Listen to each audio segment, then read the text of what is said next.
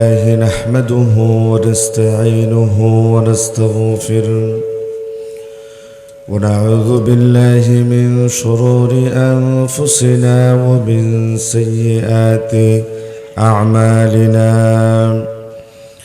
من يهد الله فلا مضل له ومن يضلله فلا هادي له. ونشهد أن لا إله إلا الله وحده لا شريك له.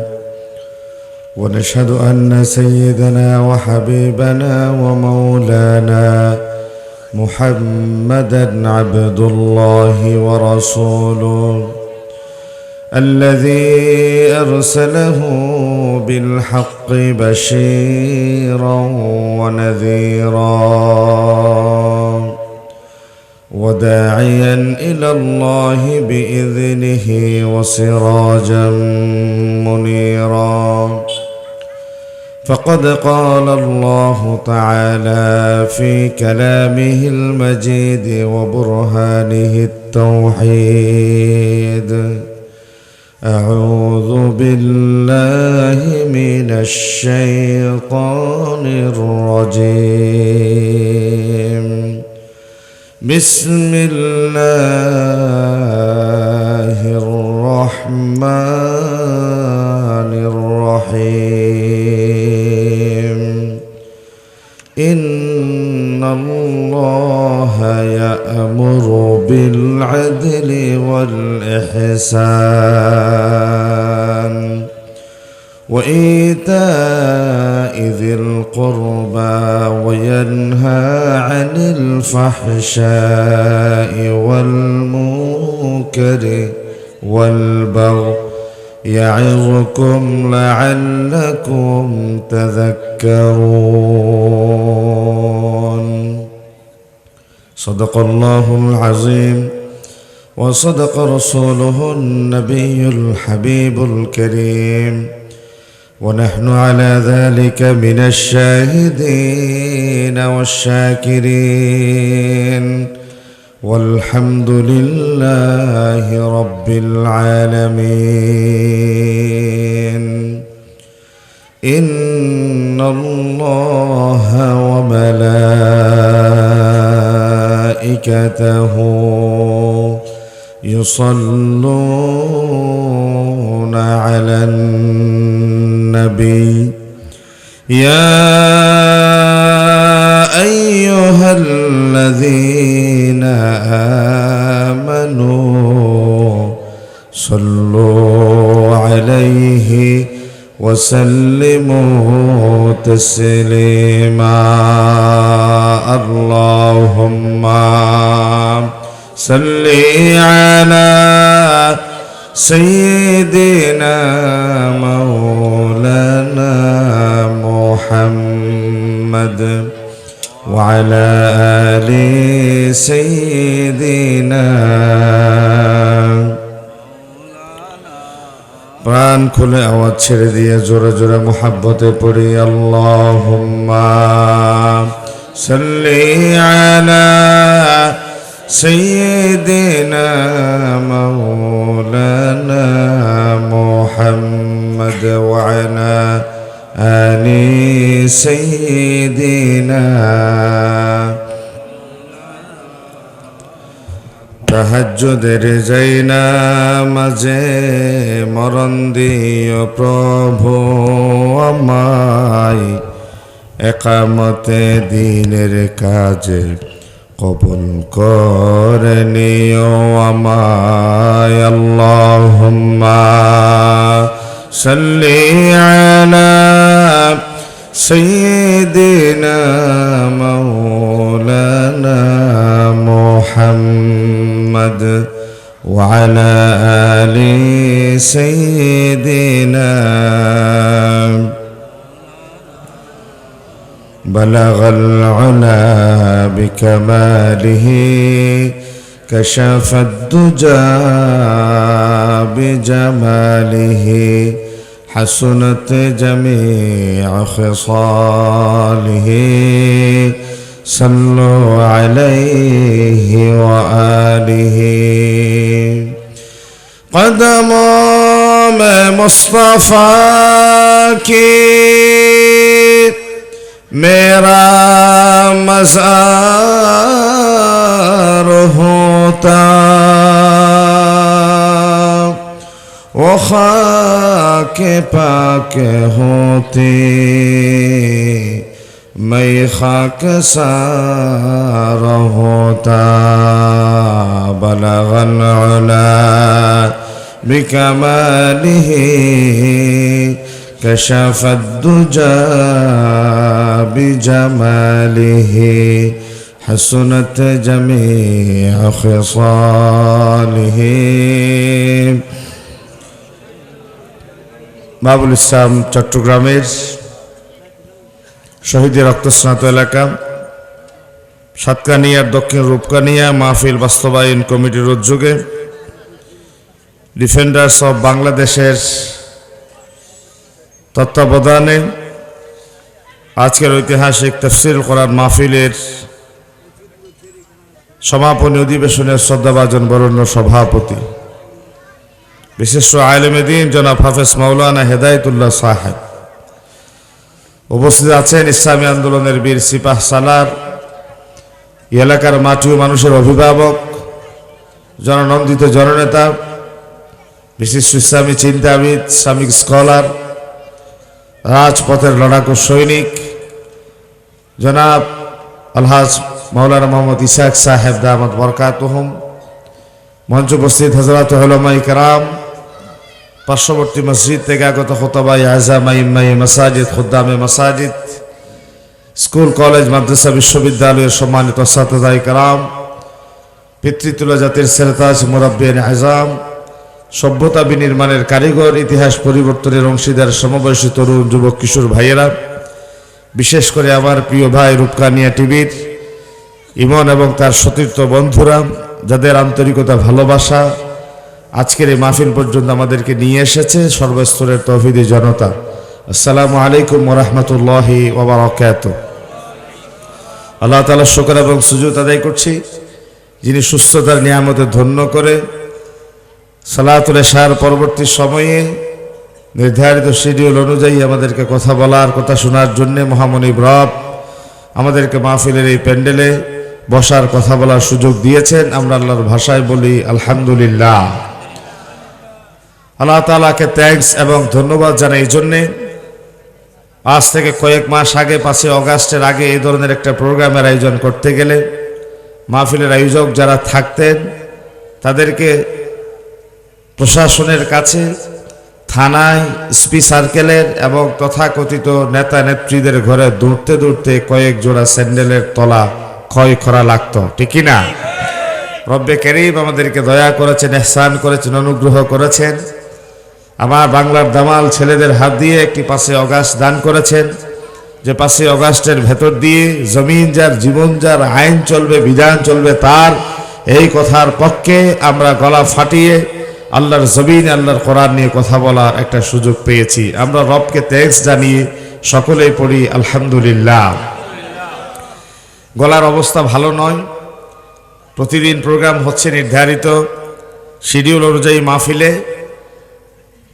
আজকে ছিল জুমার দিন, বিশ্ববিদ্যালয়ে ক্লাস নিয়ে জুমাতে আলোচনা করা, এই মাহফিলে এত দীর্ঘ সময় সফর করে আসা, আবার শহরে চলে যাওয়া, আগামীকাল সারা দিন ব্যাপী টিসি, এরপরে আছে রাত্রিবেলায় লঙ্গদ মাহফিল, সব কিছুর সংমিশ্রণে শরীরের অবস্থা ততটা ভালো নয়।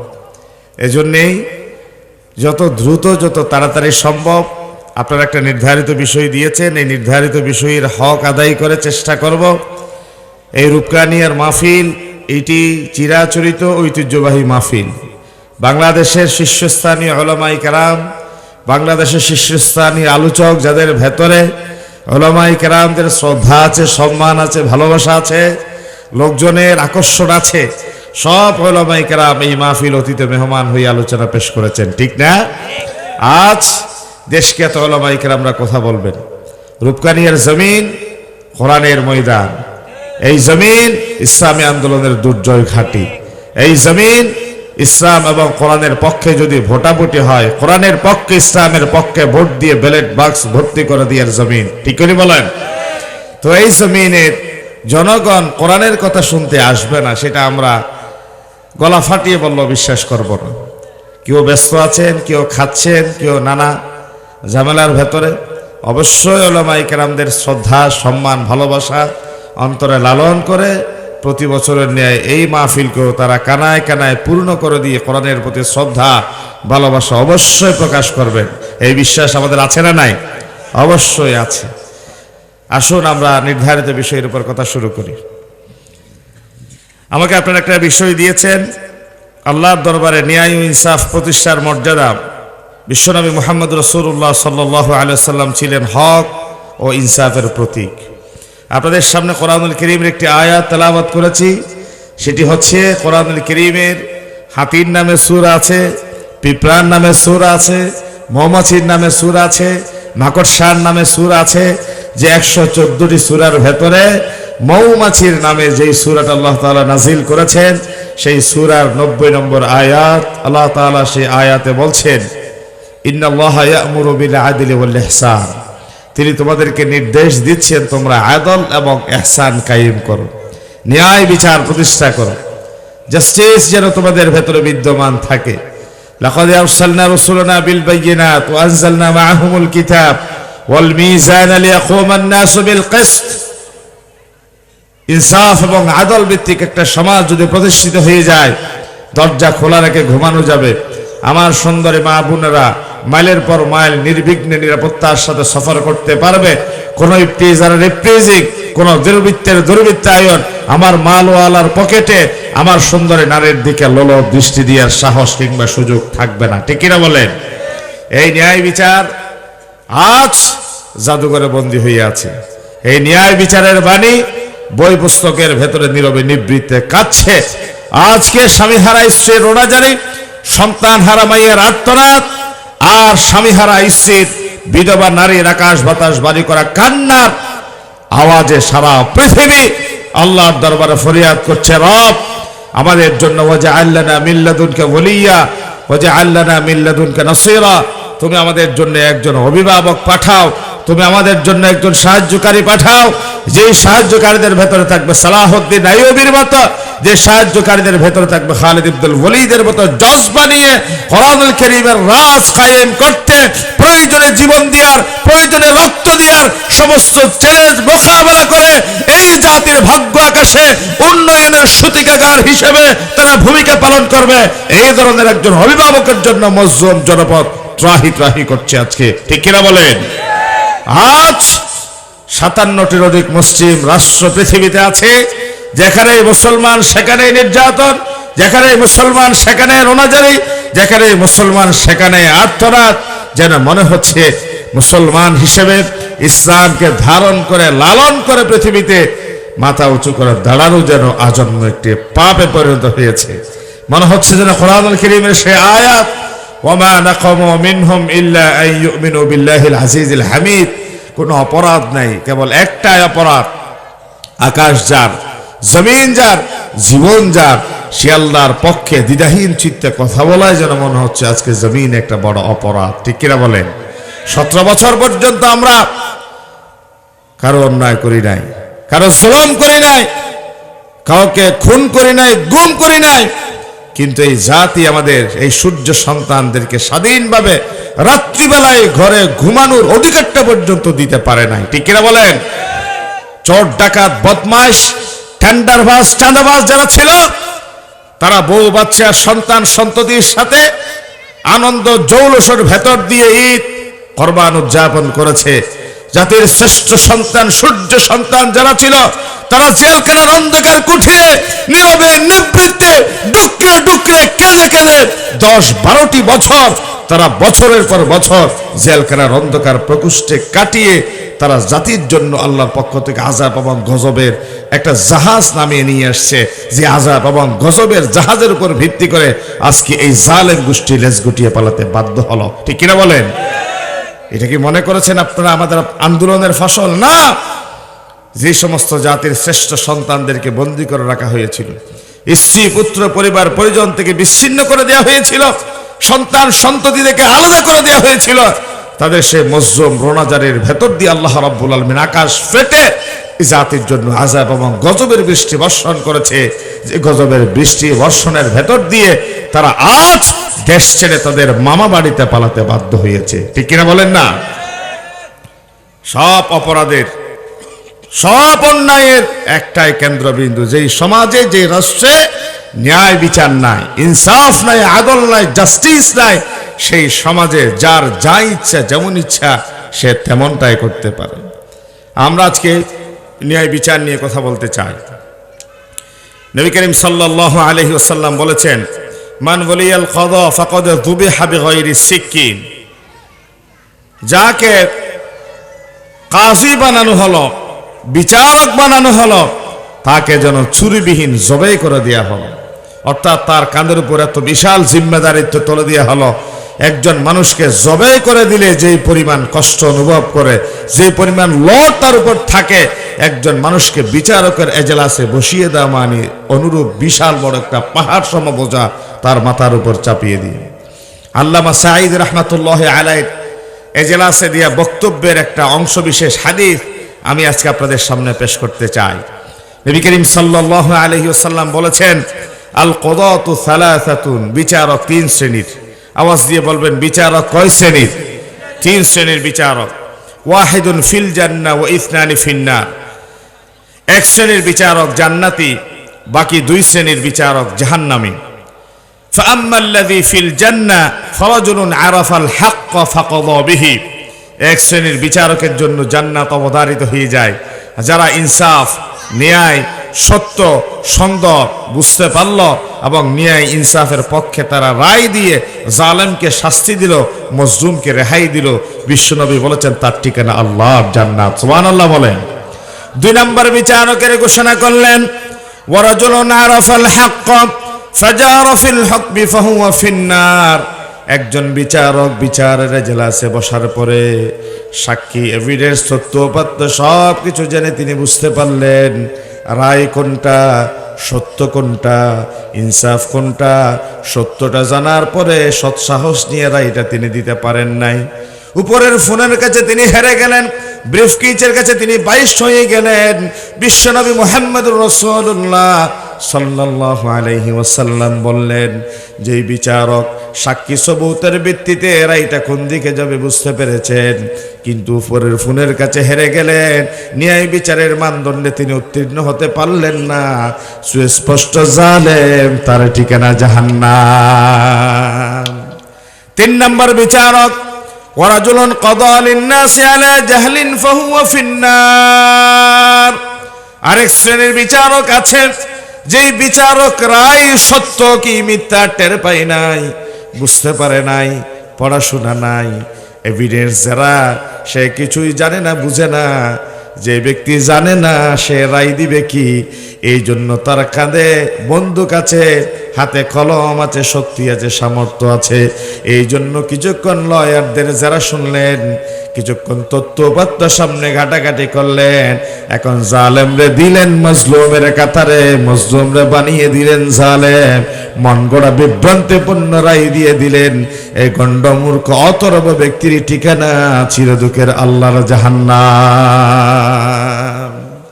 আল্লামা সাঈদী রাহমাতুল্লাহি আলাইহি আত্মপক্ষ সমর্থন করতে গিয়ে তিনি এই হাদিসের এজলাসে পেশ করেছিলেন, ও বিচারক, যদিও দুনিয়ার আদালতে আমরা হেরে গেলাম, কিয়ামতের ময়দানে রব্বে করিম যেই দিনে এজলাসে বসে যাবেন, বাদী এবং বিবাদীর সামনে খাড়া করবেন, সেদিন আল্লাহ রাব্বুল আলামিন চুলচেরা বিশ্লেষণ করে আজকের বাদী বিবাদীকে সেই দিন জাহান্নামের অতল গহ্বরে নিক্ষিপ্ত হবে। সেই দিন আমাদের হটানোর, আমাদের পরাজিত করার কোনো শক্তি থাকবে না। এই হাদিসটা তিনি সেই দিন বিচারকের সামনে উল্লেখ করেছিলেন। নবী করিম সাল্লাল্লাহু আলাইহি ওয়াসাল্লাম বলেছেন, আজকের এই সমস্ত জালেম বিচারকের সামনে এই হাদিসগুলা মন চায় আমরা লিখে পাঠ করে তাদেরকে শুনাই। তাদের কলবের গোড়ায় ন্যূনতম যদি আল্লাহর ভয় কাজ করে, তাহলে হাদিসগুলো শোনার পরে কখনো জালেমকে মজলুম এবং মজলুমকে অধিকার থেকে বঞ্চিত করে জালেমের কাতারে তারা নিতে পারেন না। ঠিক কিনা বলেন? নবী করিম সাল্লাল্লাহু আলাইহি ওয়াসাল্লাম বলেছেন, ইযা হাকামাল হাকিমু ফাজতাহাদা সুম্মা আসাবা ফালাহু আজরান, একজন বিচারক তিনি বিচারের রায় দেওয়ার জন্য চেষ্টা করলেন, পরদিন পড়াশোনা করলেন, গবেষণা করলেন, কিন্তু আনফরচুনেটলি এরপর দিন এজলাসে বসে তার মাথায় কাজ করে নাই, তার চিন্তা সত্যের দিকে যায় নাই। তিনি একটা রায় দিয়ে দিলেন। নবী করিম সাল্লাল্লাহু আলাইহি ওয়াসাল্লাম বললেন, ভুলও যদি করে থাকে তার 1 গুণ সওয়াব দেওয়া হবে, যেহেতু তিনি চেষ্টা করেছেন। যদি বিচারক সত্য বিচারের রায় যথার্থভাবে তিনি দিতে পেরেছেন এবং পূর্বের দিন গবেষণা করেছেন, স্টাডি করেছেন এবং জালেমকে জালেমের পর্যায়ে, মজলুমকে মজলুম হিসেবে অধিকার দেওয়ার জন্য তিনি প্রাণান্তকর প্রচেষ্টা চালানোর ভেতর দিয়ে রায়টা কার্যকর করেছেন। বিশ্বনবী বলেছেন, ফালাহু আজরান, তার আমল নামায় আল্লাহ 2 গুণ সওয়াব দিয়ে দিবেন। সুবহানাল্লাহ বলেন। বাবারা বিচারক, আমরা মনে করি যারা শুধু কোর্টে বিচারের রায় ফয়সালা দেয় তারা না। বিচারক সন্তানদের জন্য বাবা, স্ত্রীর জন্য স্বামী, সমাজের জন্য সর্দার, ওয়ার্ডের জন্য মেম্বার, ইউনিয়নের জন্য চেয়ারম্যান, পৌরসভার জন্য মেয়র, সংসদীয় আসনের জন্য এমপি, দায়িত্বপ্রাপ্ত একটি মন্ত্রণালয়ের দায়িত্বশীল মন্ত্রী, একটা রাষ্ট্রের প্রধানমন্ত্রী, প্রেসিডেন্ট, তার জনগোষ্ঠীর জন্য তিনি একজন অভিভাবক, তিনি একজন বিচারক। কিয়ামতের ময়দানে আজকে যারা লেজ গুটিয়ে পালাতে বাধ্য হলো, এই 20 কোটি মানুষের একটা ফিরিস্তি যদি রব্বে করিম সামনে তুলে ধরে, এই জালেমদের সামনে পেশ করে, আমার মনে হয় 1 লক্ষ বার যদি জালেমদের ফাঁসি দেওয়া হয়, তারপরেও তাদের বিরুদ্ধে মজলুমদের সারির এই তালিকা বন্ধ হবে না, ঠিক কিনা? অনবরত মজলুম আসতে থাকবে, আল্লাহ আমাকে খুন করেছে, আমাকে গুম করেছে, আমার বাবাকে হত্যা করেছে, জমি জবরদখল করেছে, ক্ষমতার অপব্যবহার করে আমাদেরকে থাকতে দেয় নাই, ঘুমাতে দেয় নাই, চাকরিচ্যুত করেছে। আল্লাহ আজকে তোমার দরবারে ফয়সালা চায়, এই সমস্ত জালেমদের জন্য জাহান্নাম তুমি নির্ধারণ করে দাও। সকলে বলে আমিন। আল্লামা সাঈদী 20 বছর পর্যন্ত তাফসীর করতে পারে নাই। এই 20 বছর পর্যন্ত যদি তিনি তাফসীর মাহফিল করতে পারতেন, প্রতি মাহফিলে যদি 5 জন করে মানুষ ইসলাম গ্রহণ করত, তাহলে একটা মাহফিল থেকে 20 বছরে 100 জন করে মুসলমানের সংখ্যা বাড়ত। আর এই ধরনের 100 মাহফিল যদি তিনি 20 বছরে বাংলাদেশে করতে পারতেন, তাহলে কত হাজার মুসলমান এই জাতি উপহার পেত, সেটা তো ক্যালকুলেটরে ধরবে না।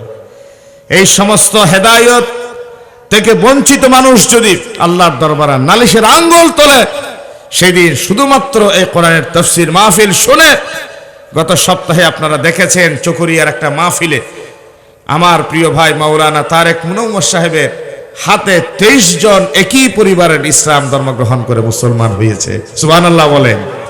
এই জালেমদের জন্য, জাহান্নামী হওয়ার জন্য এটাই তো যথেষ্ট হয়ে যাবে সেই দিন। প্রিয় ভাইরা আমার, আজকে ন্যায় বিচার নিয়ে যদি কথা বলতে চাই, ন্যায় বিচারের বাণীগুলা বই পুস্তকের ভেতরে নীরবে নিবৃতে কাঁদে। মনে হচ্ছে যেন মাইট ইজ রাইট, দুনিয়া চলছে, জোর যার মুল্লুক তার। আমার ক্ষমতা আছে, আমার প্রভাব আছে, আমার প্রতিপত্তি আছে, জনসমর্থন আছে, আমার মন যা আছে আমি তাই করব। একজন রিক্সাওয়ালা রিক্সায় বসে সিগারেট শুক টান দিল, তাকে জরিমানা করা হলো 50 টাকা। আর আমার ব্যাংক লোটেরা আমার দেশকে যারা কুড়ে কুড়ে খেয়েছে, আমার দেশের ভ্যাটের ট্যাক্সের টাকা দিয়ে গড়ে ওঠা নানা বিল্ডিং, দালান, কোটা পর্যন্ত তারা নিজেদের পৈতৃক ভিটা বাড়ি মনে করে বিক্রি করে দিয়ে আর পাইতারা করে বিদেশের বাড়িতে তারা বাড়ি গাড়ি বিনির্মাণ করেছে। ওই সমস্ত রাঘব বোয়ালদের বিচারের কথা যখন আসে, তখন বিচারক বিব্রত বোধ করে তাদের বিচারের সেই ফাইলটা হাতে নিতে ভয় পায়, ঠিক কিনা বলেন না? আমার 50 টাকা জরিমানা করার জন্য তাদের কলম কাঁপে না, আর রাঘব বোয়ালদের 1000 কোটি টাকার দুর্নীতির ফিরিস্তি উল্টাতে তাদের হৃদয় প্রকম্পিত হয়ে ওঠে। নবী করিম সাল্লাল্লাহু আলাইহি ওয়াসাল্লাম কুরাইশ গোত্রের বনু মখজুমের এক মহিলাকে চুরির দায়ে অভিযুক্ত হওয়ায় তিনি ফয়সালা করলেন তার হাত কেটে দাও। সাহাবায়ে কেরামদের মাঝে একটা গুঞ্জন শুরু হলো যে এই বনু মখজুমি গোত্রের ভেরি ডিগনিফাইড এবং স্ট্যাটাস সম্বলিত এই মহিলার হাত যদি কেটে দেওয়া হয়, একটা আনওয়ান্টেড সিচুয়েশন ক্রিয়েট হতে পারে। সুতরাং আমরা এই মহিলার বিচারের রায় যে হাত কর্তনের সিদ্ধান্ত দেওয়া হলো, আমরা আমার নবীর কাছে গিয়ে রিভিউ করার আবেদন করি যেন এই মহিলার হাত কর্তন না করে অন্যভাবে তার ফয়সালা করা যায় কিনা। সাহাবায়ে কেরামদের কেউ সাহস পায় না নবীজির কাছে যাওয়ার জন্য। তারা খোঁজাখুঁজি করে একজনকে পেল, যিনি নবী করিম সাল্লাল্লাহু আলাইহি ওয়াসাল্লামের পালক পুত্র যায়েদের সন্তান ওসামা, রাসূলুল্লাহর নাতি। সকলেই মিলে হযরত যায়েদের কাছে যায়। জায়েদ যে বুঝিয়ে বলো, ও জায়েদ তুমি, ও ওসমান তুমি ওসামা রাসূলুল্লাহর কাছে যাও। হযরত ওসামা ইবনে যায়েদ রাসূলুল্লাহর কাছে গেলেন। তিনি দাদার পাশে দাঁড়িয়ে বললেন, ইয়া জাদ্দি, বনু মখজুমি গোত্রের এক মহিলা চুরির দিয়ে অভিযুক্ত হলো, আপনি হাত কর্তনের ফয়সালা দিয়ে দিলেন। সাহাবায়ে কেরামরা মনে করলেন এই মহিলার হাত যদি কেটে দেয়া হয় আরবের ভেতরে একটা অনাকাঙ্ক্ষিত ঘটনা ঘটে যেতে পারে। নবী করিম সাল্লাল্লাহু আলাইহি ওয়াসাল্লাম ওসামা ইবনে যায়েদের বক্তব্য শুনে তিনি দাঁড়িয়ে গেলেন, রবের প্রশংসা করলেন, ছোট্ট একটা বক্তব্য দিলেন। সেই বক্তব্যের ভেতরে তিনি দাঁড়িয়ে বললেন, অতীতের ভেতরে আল্লাহ রাব্বুল আলামিন অসংখ্য সম্প্রদায়কে ধ্বংস করে দিয়েছে, যাদের ভিতরে সম্ভ্রান্ত অ্যারিস্টোক্রেট কোনো মেম্বার যদি কোনো অন্যায় করত, অপরাধ করত, তাদেরকে ছেড়ে দিত। আর যখন কোনো গরিব অসহায় দুর্বল চিত্তের কেউ যখন ছোট্ট কোনো অপরাধ করত, আকামু আলাইহিল হাদ, তার উপরে শরীয়তের বিধানকে কার্যকর করা হতো। আল্লাহ রাব্বুল আলামিন এই অপরাধের জন্যই অতীতে অনেক কম সম্প্রদায়কে ধ্বংস করে দিয়েছে। বিশ্বনবী মুহাম্মদ রাসূলুল্লাহ সাল্লাল্লাহু আলাইহি ওয়াসাল্লাম তারপরে বক্তব্য দিলেন, ওয়াইমুল্লাহ, আল্লাহর কসম, আল্লাহর শপথ করে বলছি, লাউ আন্না ফাতিমাতা বিনতে মুহাম্মদ সারাকাত লাকাতাতু ইয়াদাহা, যদি বনু মখজুমি গোত্রের মহিলার জায়গায় আমি মুহাম্মদ সাল্লাল্লাহু আলাইহি সাল্লামের মেয়ে ফাতেমা যদি চুরির দিয়ে অভিযুক্ত হতো, আল্লাহর কসম করে বললাম আমার মেয়ে ফাতেমার হাত কেটে দিতে আমি মুহাম্মদ দ্বিধাবোধ করতাম না। আল্লাহু আকবার! কি ধরনের ন্যায় বিচারের পরাকাষ্ঠা প্রদর্শন করেছেন আমার নবী মুহাম্মদুর রাসূলুল্লাহ সাল্লাল্লাহু আলাইহি ওয়াসাল্লাম।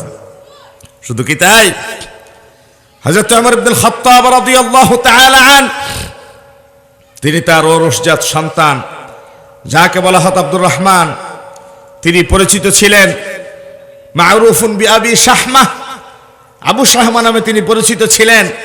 মিশরের জমিনে তিনি মদ্যপান করেছেন। নিয়ে আসা হলো, জল্লাদকে নির্দেশ দিল তুমি তারা বেত্রাঘাত করো।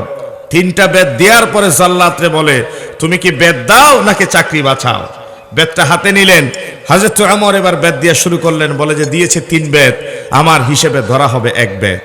তিনি এভাবে করতে করতে প্রায় 30-35 বেত দেওয়ার পরে ছেলে মৃত্যুর কোলে ঢলে পড়ল। গোসল দেওয়ানো হলো, জানাজার সম্পন্ন হলো, দাফন কাপন শেষ হলো। একটা পর্যায়ে হযরত ওমর আবার জল্লাদকে বলে, বেতটা হাতে এনে দাও। একজন মানুষ যদি মদ্যপায়ী হয় তার শাস্তি হচ্ছে 80 দররা। বলবেন কয় দররা? 80 জালদা, 80 দররা তারে দিয়ে দাও। বাকি 40 বেত তিনি কবরের উপর চালানো শুরু করলেন। 80 বেত শেষ হলো, আকাশ বাতাস ভারী করে কান্না। তিনি সিজদায় লুটিয়ে পড়ে রবের কাছে ফরিয়াদ করলেন, ও রব, অর্ধ পৃথিবীর শাসক ওমর তার সন্তান শরীয়তের বিধান লঙ্ঘন করেছে। ওমর এটুকু পর্যন্ত বাইস্ট হয় নাই, সন্তানের প্রতি অনুগ্রহ অনুকম্প প্রকাশ করে নাই। আল্লাহ, তোমার দিন কায়েমের জন্য ওমর তার সন্তানকেও ছাড় দেয় নাই। আল্লাহু আকবার! এবং হযরত আবু বকর সিদ্দিকের ফয়সালা জানেন, রিদ্দার যুদ্ধের ব্যাপারে একজন সাহাবী এসে বললেন, ইয়া রাসূলুল্লাহ, যাকাতের জন্য গিয়েছিলাম, কোন সাহাবী বলছে তারা নাকি এই বছর যাকাত দিতে পারবে না, কারণ মুহাম্মদুর রাসূলুল্লাহ সাল্লাল্লাহু আলাইহি ওয়াসাল্লাম ইন্তেকাল করেছে। যারা আমার নবীর সময়ে যাকাত দিত তারা এখন আর যাকাত দিবে না।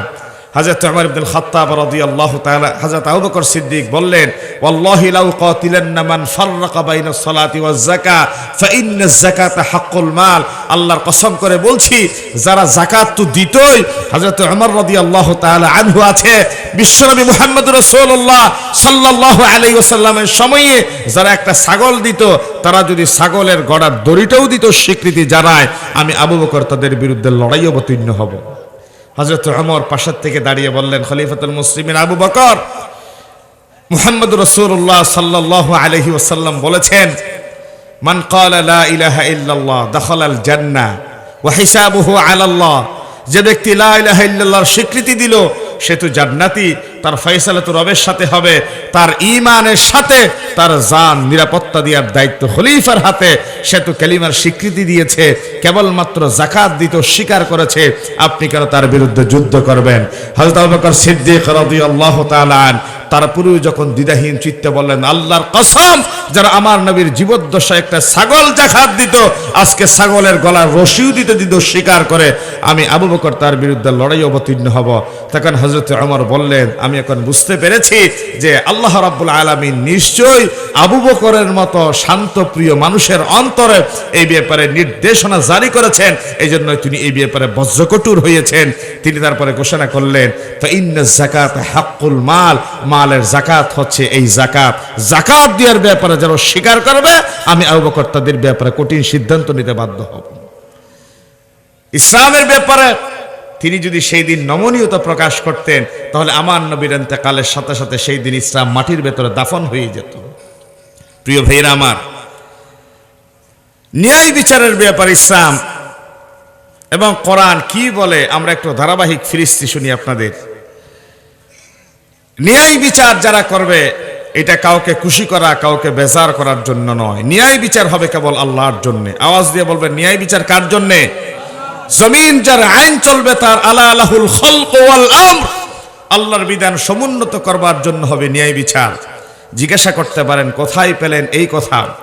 কোরআনুল কারীমের সূরা নিসার 135 নম্বর আয়াতে আল্লাহ রাব্বুল আমিন বললেন, ইয়া আইয়ুহাল্লাযীনা আমানু কুনু কওয়ামিনা বিল কিসতি শুহাদা লিল্লাহি ওয়ালাউ আলা আনফুসিকুম আওিল ওয়ালিদাইনি ওয়াল আকরাবিন। ও ডু ইউ বিলিভার্স, তোমাদের যাদের ভেতর ঈমানের দৌলত আছে, রবের জন্য জমিনে তোমরা ন্যায় বিচারের পক্ষে কাড়া হয়ে যাও। ওয়ালাউ আলা আনফুসিকুম, ন্যায় বিচার কায়েম করতে গিয়ে যদি নিজের বিরুদ্ধে কথা বলতে হয় বলে যাও। আবিল ওয়ালিদাইন, সন্তান সন্ততির বিপক্ষে যদি কলম চালাতে হয় চালিয়ে যাও। ওয়াল আকরাবিন, নিকট আত্মীয় কিংবা দূরাত্মীয় যদি ন্যায় বিচারের স্বার্থে তারা অভিযুক্ত হয়ে যায়, ন্যায় বিচারের পক্ষে কলম চালাতে নিজেদের সন্তান সন্ততি, নিকট এবং দূরাত্মীয়দেরকে অভিযুক্ত করতে কুণ্ঠাবোধ করো না। কথাটা কার? আমার আল্লাহ বলছেন, জমিনে যদি ন্যায় বিচার কায়েম হয়ে যায়, ওয়ালাকুম ফিল কিসাসি হায়াত, আল্লাহ রাব্বুল আলামিন বলছেন কিসাসের ভেতরে আছে হায়াত। মুফাসসিরিনে কেরামরা প্রশ্ন করলেন, একজন মানুষ যদি বিয়ে বহির্ভূত ব্যভিচারে লিপ্ত হয়, তাহলে তাকে 100 বেত্রাঘাত দাও। কাজী যদি প্রয়োজন মনে করে, তাকে 1 বছরের জন্য নির্বাসন দিয়ে দাও। আর যে বিয়ের পরে ব্যভিচারে লিপ্ত হবে, ইসলাম বলছে তারা সিনা পর্যন্ত কেটে পাথর মেরে হত্যা করো। কোরআনুল কারীম বলছে কিসাসের ভেতরে আছে হায়াত। ওয়ালাকুম ফিল কিসাসি হায়াত, পাথর মেরে একজন মানুষকে মেরেই ফেললেন, আর আপনি বলছেন এই কিসাসের ভিতরে হায়াত কোথায়? আমি তো হায়াত খুঁজে পেলাম না। মুফাসসিরিনে কেরামরা জবাব দিলেন, 10 দিরহামের বেশি যদি কেউ চুরি করে, তাহলে বিপরীত দিক থেকে হাত কেটে দাও, পা কেটে দাও, ডান হাত বাম পা, ডান পা বাম হাত, এভাবে করে বিপরীত দিক থেকে কেটে দাও। যদি কেউ 10 দিরহামের বেশি চুরি করে, আগামীকাল 10টা বাজে ঘোষণা দিয়ে যদি লালদিঘির ময়দানে লক্ষ লক্ষ মানুষের উপস্থিতিতে চোরকে টাঙাইয়ে হাত যদি কর্তন করে দেওয়া হয়, একজনের হাত কাটা যাবে ঠিক আছে, হাজার হাজার লক্ষ লক্ষ চোরের চৌর্যবৃত্তি মুহূর্তেই বন্ধ হয়ে যাবে, ঠিক কিনা? আজ সে চুরি করেছে, তার হাত কাটা গেল, আগামীকাল আমি চুরি করবো, আমার হাত কাটা যাবে। বিয়ের পরে যারা ব্যভিচার করবে, যদি সাতকানিয়া কলেজের মাঠে লক্ষ লক্ষ মানুষের জমা সমাগমের মাধ্যমে একজন ব্যভিচারীকে সিনে পর্যন্ত মাটির ভিতরে গেড়ে পাথর মেরে যদি হত্যার একটা দৃশ্য ইউটিউবে ছড়িয়ে দেওয়া হয়, ফেসবুকের মাধ্যমে জাতিকে জানিয়ে দেওয়া হয়, চ্যানেলের মাধ্যমে জাতিকে খবর সম্প্রচার করা হয়, টেলিভিশনের মাধ্যমে যদি খবর জাতির কান পর্যন্ত পৌঁছে দেওয়া হয়, লক্ষ লক্ষ মানুষ যদি সামনে দাঁড়িয়ে প্রত্যক্ষ করে, তাহলে একজন ব্যভিচারের জীবন প্রদীপ নিভিয়ে দেওয়ার মাধ্যমে লক্ষ লক্ষ ব্যভিচারের ব্যভিচার আজকের পরে বন্ধ হয়ে যাবে, ঠিক না? তাহলে একজন ব্যভিচারের শাস্তি হাজার ব্যভিচারীর জীবন রক্ষা, সুরক্ষা, প্রতিরক্ষা, রেস্কিউ, প্রোটেকশন হয়ে গেল। এই জন্য ইসলাম বলছে ওয়ালাকুম ফিল কিসাসি হায়াত, একজনের কিসাসের ভেতরে বাকিদের জীবন সুরক্ষা পেয়ে যায়। ওয়ালাউ আলা আনফুসিকুম, এই ন্যায় বিচার করতে গিয়ে যদি নিজে জড়িয়ে যাই দিয়ে দাও। আবিল ওয়ালিদাইনি, তোমাদের মা বাবার বিপক্ষে যদি কলম চালাতে হয় চালিয়ে যাও। সন্তান সন্ততির বিপক্ষে যদি রায় দিতে হয় দিয়ে দাও। ওয়াল আকরাবিন, নিকটবর্তী কেউ যদি অভিযুক্ত হয়ে যায় তুমি তোমার নিকটবর্তী আত্মীয় স্বজনের বিরুদ্ধে কলম চালিয়ে যাও।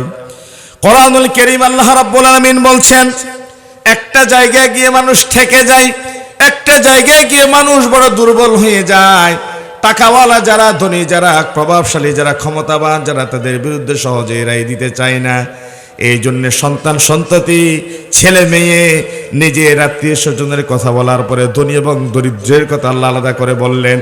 ইয়াকুন গনিয়ান আও ফাকিরাও ফাল্লাহু আউলা বিহিমা, যদি ধনী হয় গরিব হয় আল্লাহ উভয়ের ঘনিষ্ঠতর, এই ব্যাপারে কাউকে ছাড় দেওয়া যাবে না।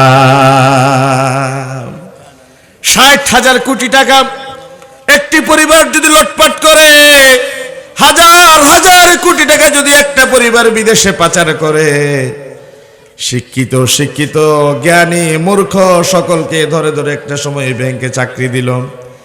তাদের লুটপাটের স্বর্গরাজ্যের কথা যখন মানুষকে জানিয়ে দেয়া হলো, গভর্নমেন্ট সিদ্ধান্ত নিতে বাধ্য হলো।